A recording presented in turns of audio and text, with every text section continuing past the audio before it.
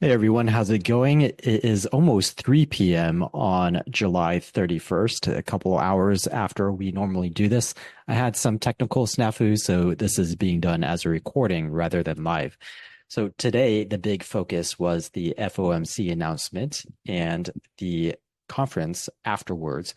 No big surprises from the announcement, and actually, Powell did a pretty good job of not really answering anyone's questions definitively. He did a pretty good job of saying, we haven't made any decisions. We're not going to make any decisions ahead of time. We have no plan ahead of time. All we're going to do is react, and we need to see data, and we're going to react to the data. There's not going to be any single data point that we look at. It's going to be a series of data and the overall picture, which is uh, probably the best thing he could do to be to be vague, which is actually what a Fed chairperson is supposed to seek to do. They're not supposed to give super clarity into the markets. So he did a very good job of that, actually. Let's see how the market reacted. You can see over here in the S&P 500, right about that 11 o'clock period was when we had that decision. And 11 o'clock was initial move downwards, but it really wasn't that big. And then we just retraced within a few minutes, we completely undid it. And then we started to head higher. 11:30 was when he began to speak. And then throughout that speech, it went higher and then it went lower.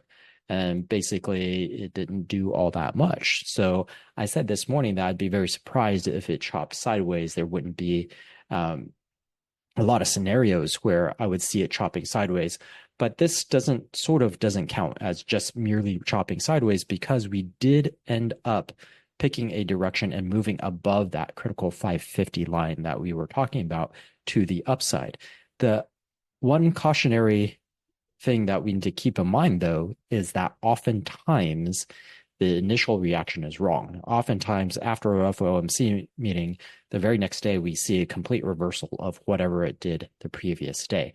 So we did go up, we were net up and moving upwards, but tomorrow we could undo that and reverse that. So we just want to be very careful here because we are not hugely above that 550 level. So tomorrow, if we fall right back into it, then we don't have much to go on. Then we have to rely on the earnings and the what's it called the employment situation. So for now, we are cautiously optimistic that we are on the way up, but the other reason why I'm not super enthusiastic about a move upwards is this VIX level. This VIX is still here at 16.37. And we said this morning that I'm not going to be super excited about VIX unless we drop below that 15 level. So I'm cautious. I think the market is still cautious. We still don't know 100% for sure that we should be getting bullish, but we have some positive signs. We have more positive signs than we did before. So that's the good news. We just want to wait and see what happens tomorrow morning just to make sure that this doesn't completely reverse on us.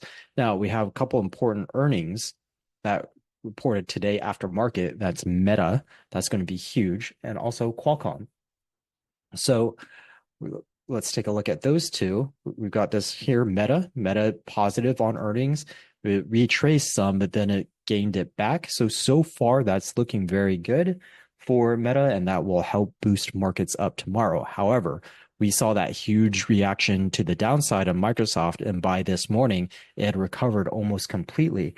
So could the reverse happen? The only comfort that I'm taking is that Meta went up instead of down. So for it to reverse back downwards, well, if we say that the FOMC direction, the reaction to the FOMC announcement was the wrong one, and tomorrow we reverse it, well, that's actually not great news for Meta.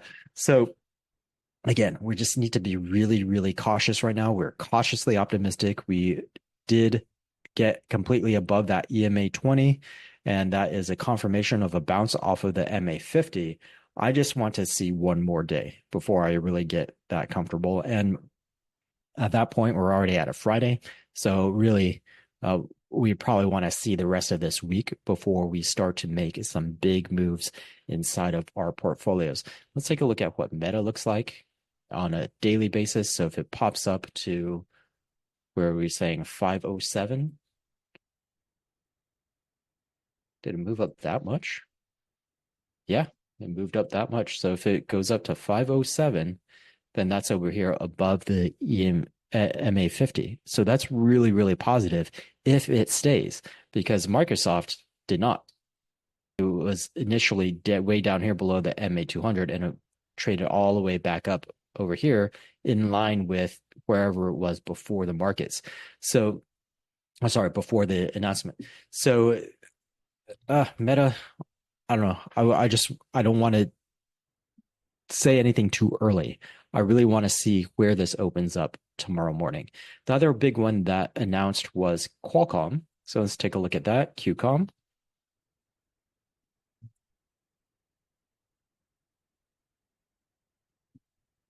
And this is Qualcomm over here. And we can see that initially also reported very positive news over here, traded up on it, went sideways, but then we lost it. It completely lost it. And actually, we're below where we closed. It's actually down after earnings, even though reported really well. So this is kind of the scenario that I'm wary of that might also happen to Meta by the time we open tomorrow morning.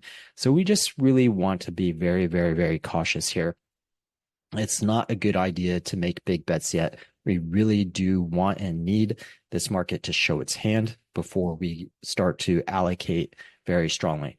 SPY is initially looking very good. QQQ pop back up, but still below that MA50 and EMA20. Those are going to provide some resistance. So this could still easily turn right back down. We look at IWM. IWM completely flat. And if we look at Dow Jones, also barely up, basically complete flat to yesterday, and just barely up from 2 days ago. So everything about this just says caution, wait, don't make any big moves yet. Don't give up on any tail risk trades that might initially look like they went against you. Excuse me. So just wait and see. This is not a good place. We're in completely random territory here. So putting money to work right now would just be gambling, and that's not what we're after. We want to make smart investments. We want the odds to be known and calculated and in our favor, or not necessarily in our favor, but the expectation to be in our favor. Otherwise, we're just gambling, and we don't want to gamble with good money. Or we're not doing this for entertainment, except for maybe every once in a while you want to throw a very small amount of capital for that's fine. But we don't want to be playing around with our entire portfolio or entire allocations, full size allocations in this current environment. So we're just going to wait and see. Let's see what we have tomorrow morning. Tomorrow before market. This is Toyota. Yeah, that's Toyota. Then we've got some energy companies, oil companies, and that's about it in terms of larger market cap size. And then let's see tomorrow after market close, we've got Apple, Amazon, Intel. So tomorrow is going to be a really big day. So it's not too shocking that institutions will want to pause and wait for these to come out. We did get some directionality. We haven't gotten wild directionality yet, though. So it could still happen. We could still have a run either to the upside or downside. So we really be really, really cautious in this environment. Okay, let's see if any particular sectors liked what was going on after the FOMC minutes. And then we'll wrap this up. So today, semiconductors up huge semiconductors and tech. So this market really is gearing up for some rate cuts in September, even though Powell didn't say anything that specifically would make people think that they were going to cut in September. There were a lot of reporters trying to push him into saying something, but he did a pretty good job of fending them off. You can see that those are the real standouts. SMH, XLK, a little bit of silver and gold. And discretionary is at 1.5. Yeah, that's impressive, but it's not 4.27 or 7.63. We really saw a lot of movement in the SMH and XLK today. And to the downside, just random healthcare, financials, real estate, consumer staples. So let's take a closer look at SMH and XLK. And so these popped up a little bit beyond that EMA 8. So does that mean definitively that we need confirmation? It could still come right back down. We're still well below the EMA 20 and the MA 50. So we're by no means ready to go bullish in these yet. Remember, we're looking at that 265 level before we're convinced that we're bullish in the SMH. And then XLK, same thing, basically exact same situation, except the EMA 20 is a little bit lower than the MA 50 rather than the other way around. So we really do need to wait and see. This could reverse. There's an equal chance of it coming up and touching that MA 50 and reversing and matching that low that we had yesterday. So again, we just want to be very cautious and we're not going to allocate anything at this period in time. Okay, that's it for today. Have a wonderful rest of your day or evening, and I will see you tomorrow morning.